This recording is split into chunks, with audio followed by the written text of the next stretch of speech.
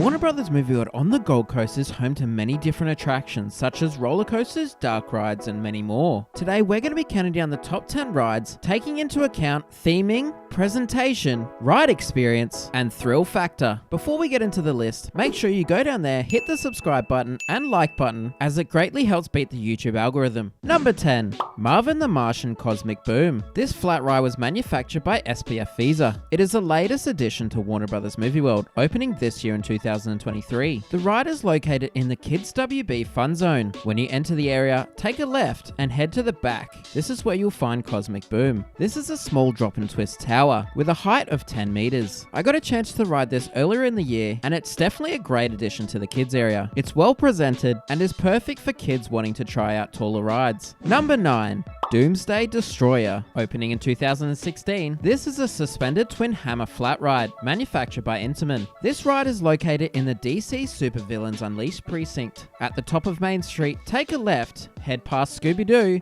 and you'll arrive at Doomsday Destroyer. The ride swings you back and forth, gaining enough momentum to swing you all the way around, completing the circuit. The biggest downfall in this attraction is definitely the ride experience. The swinging just feels too controlled. Like, don't get me wrong, the hang time at the top is great, but when swinging down towards the ground, it just feels like you're being controlled by the ride mechanism. The area it's presented in, the DC Supervillains Unleashed precinct, is absolutely fantastic when everything's working. The entrance sign is also bold and fantastic. However, it's just facing the wrong direction, really. The ride has faced technical issues for quite some time now, only operating from time to time, and recently only operating at half speed. Who knows if this attraction's life will be cut short. Number 8.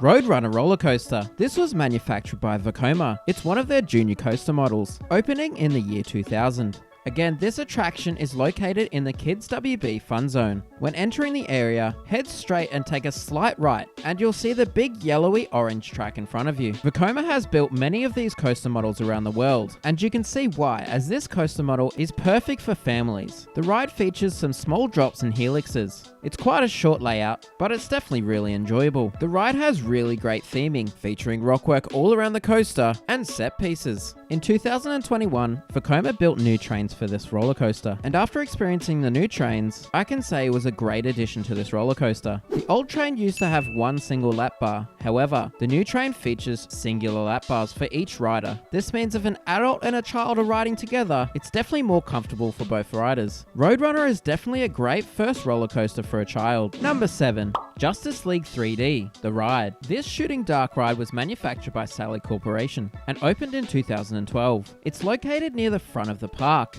When passing under the famous archway, take a left, and on your right will be Justice League. As previously mentioned, this is a shooting dark ride. You board ride vehicles which has guns attached. The main idea of this attraction is to shoot as many Starro spores as you can, gaining you points. This attraction definitely has some of the best theming in Australia. However, the ride is let down by the ride system itself. This was Sally Corp's prototype version for their shooting dark ride, and you can definitely see this in the attraction. The ride vehicles just seem to meander their way along the track, which it's great because you get to look at the theming, but it's just really bad pacing, like one consistent speed the whole time. Sally Corp later manufactured rides for Six Flags with an updated ride system, which saw the vehicles being able to spin. You can clearly see they learnt from their mistake. It's a real shame that Justice League got this ride system, as the theming is top notch, but unfortunately this falls at 7th place on our list. Number 6. Batwing Space Shot. This SNS shot tower opened in 2006. It's located right at the entrance of the park. Once passing under the archway, look straight to your left and you'll see the big tower. This ride is packed with many different forces. The ride lifts you up a couple feet off the ground before giving you a countdown. You then launch 200 feet up in the air at 64 kilometers an hour. If you've never experienced an SNS shot tower before, this is definitely a unique sensation. It pushes your whole body weight down into the seat, creating up to 4 Gs. The best part of the ride, in my opinion, is definitely when you get up to the top. The ride system cranks into gear and pulls you back down, giving a huge pop of ejector airtime. It's definitely a short ride, and the theming isn't amazing. However, it's the thrill factor that puts it at 6th place on this list. Number 5. Green Lantern. This roller coaster is an SNS El Loco and opened in 2011. Again, like many rides at Movie World, this attraction is located near the front of the park. Once entering, take a left, head straight, and the entrance to the queue line will be on the left. The ride features a 120.5-degree drop, making it the steepest coaster in the southern hemisphere. The ride's layout offers quirky transitions, but it definitely works well with the ride vehicles, seating 4 across in 2 rows. The standout for this coaster is definitely the hang time, as the ride vehicle goes quite slow around the track, and when you enter an inversion, you definitely get hung there for quite a few seconds. The ride's theming is okay. It's not amazing, but I think it's the ride location, which is why Movie World couldn't really do much with the theming. It's built on top of this swampy mush area, which floods quite easily, so putting the theming near the start of the queue line was probably a smart idea. To summarize, Green Lantern is definitely for people who want to get out of the smaller coasters and make their way up to the bigger, more intense rides. Number 4, Scooby-Doo Spooky Coaster.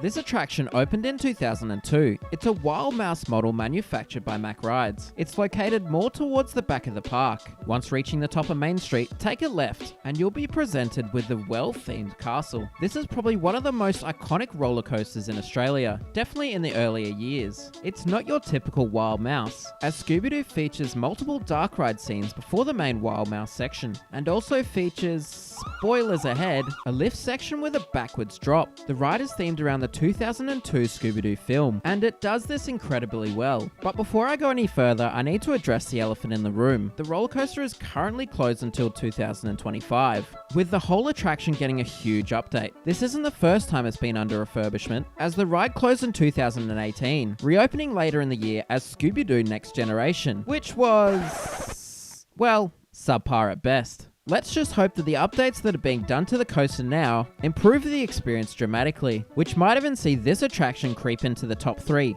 But for now, it sits at number 4. Number 3, Superman Escape.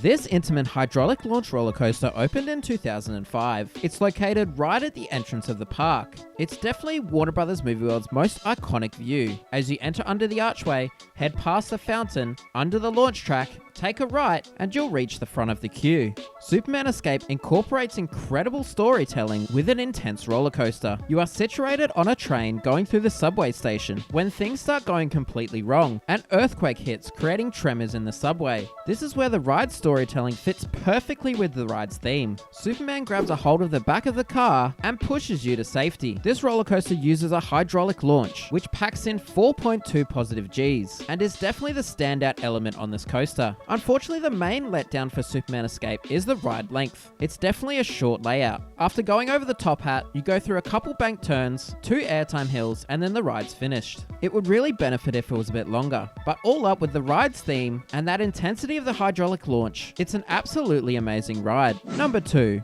Wild West Falls. This log flume was manufactured by Hopkins Rides and opened in 1998. It's located at the very back of the park.